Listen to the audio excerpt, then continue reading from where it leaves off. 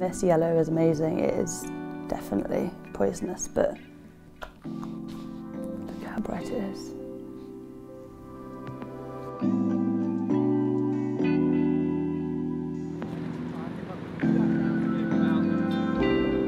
So I just finished a postgrad course at the Royal Drawing School, and while I was there I took a class called the Materials of Drawing, where I learned how to make my own paint. My approach is very hands-on, so being able to make my own materials, I just find it really exciting. I feel like a scientist sometimes, and it's just a really nice way to feel very close to your subject. I can really be in control of the translucency and the opacity of it.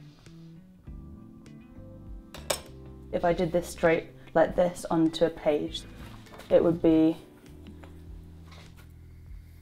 quite thick. And I like to start off super transparent, because it means that I can build up veils of colour, almost like stained glass. You get the nice kind of vibrating space within it.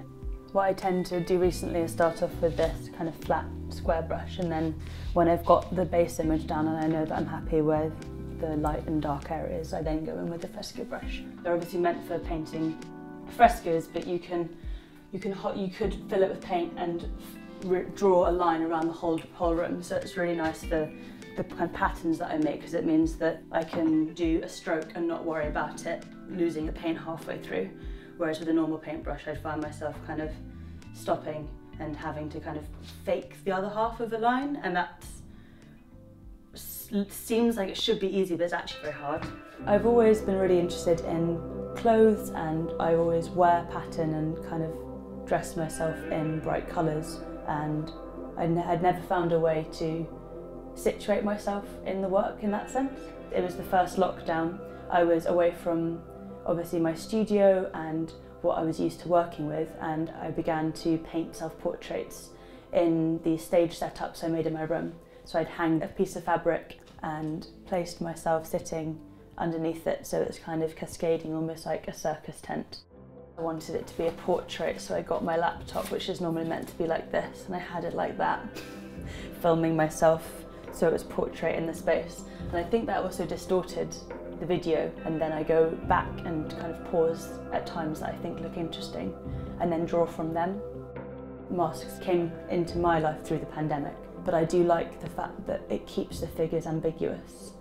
They are me, but that's not what's important about them. It's the space that I'm making, the kind of misprint out of sync space that is more important, and the figures there kind of inhabiting it.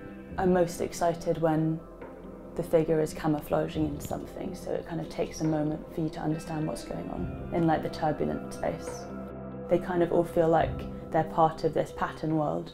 The postcards are made from one of these films, and they're made with real indigo watercolour.